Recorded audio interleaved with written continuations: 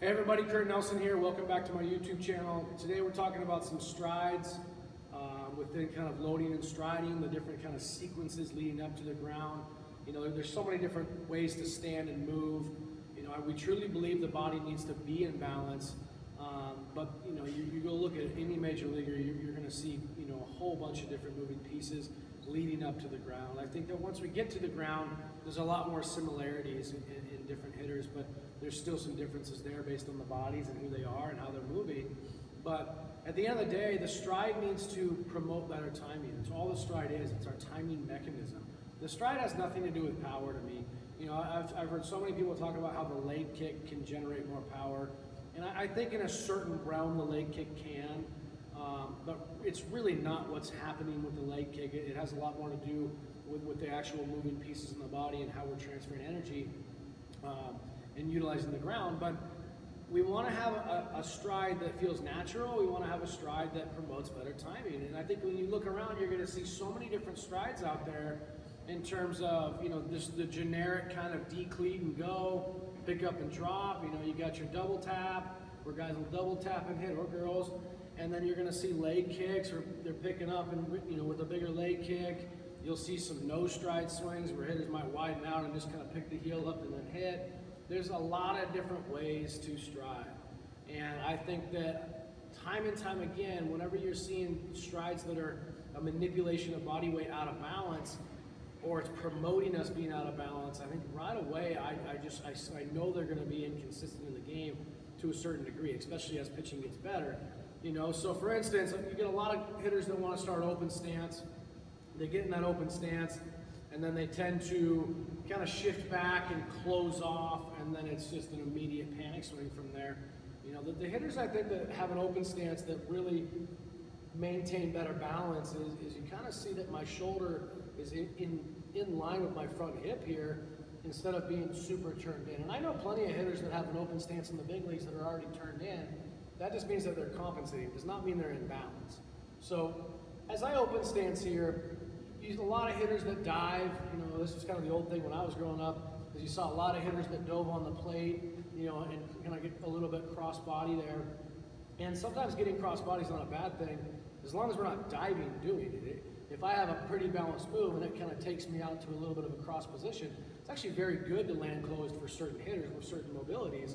But ultimately, there's a big difference between open stance and just diving inward, right? So I open up my stance here. If I have a good balanced move and I'm moving on time, now I can pick up and get back in line, and you can see how I redirect my energy back to the center, opposed to just closing off and diving. You know, so within that, I think the stride stuff we talk about is that our stride pickup should be very easy to do. Our stride should not feel like I have to push off to pick up. As you see so many hitters that are out of balance in their setup and on their front leg, their first move to load back into that back foot, or inside that back foot, is going to be a push off of the ground to go backwards, opposed to just a clean pickup to get going. You can kind of see, like, sometimes it feels like I'm falling forward, and if I feel like I'm kind of falling forward in my stride, I don't have my back leg. I've lost my backside, right? So there is a balance to that. As we talk so much about going forward, so much about going to the ground, but our stride has to be able to maintain control of that backside so that I can drive that backside through contact. That's where, you know, power and direction comes from. So having that good setup and then finding the stride that works best for you. One thing we tend to see is that the difference between flips and short BP, and then as you go back further into, like, you know, full distance at 56 and a half, 57 feet away, you know, the 60 feet would be the margin. The pitchers don't release the ball at 60 feet. You know, the further we go back, the more we start to see certain strides not work. You know, someone might be able to get away with something in a flip or in BP because there's less distance for that ball to travel.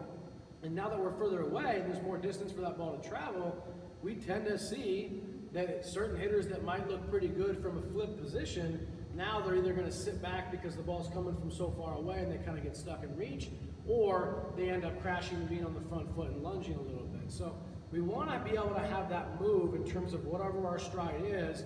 It needs to be able to translate to full distance, right? And that's why challenging swings so much in the cage is so important, because you got to know if it's going to translate. You know, if you never get into a live setting or a full distance setting, you know, in a cage, how do you know if your stride's going to translate or not? You really don't. Now, at that point, you're just hoping it's going to translate. I want to make sure that what you're doing in your flips and your BP is going to translate to 60 feet, you know, in terms of facing a real pitcher. So that's where testing it out, getting in that atmosphere, doing some long distance, doing some short distance, and just making sure the hitter understands that their stride is about having good rhythm, getting to a good hitting position consistently, and being on time more often in the game, because the game is all that matters, right? So we can get a little bit more into strides in detail later on, but I think that's a pretty solid idea of some different strides and the idea behind when we're trying to create strides and kind of basing that towards kind of timing a little bit more. So everything goes off timing. So I think next video we'll talk a little bit about timing as well. All right, till next time.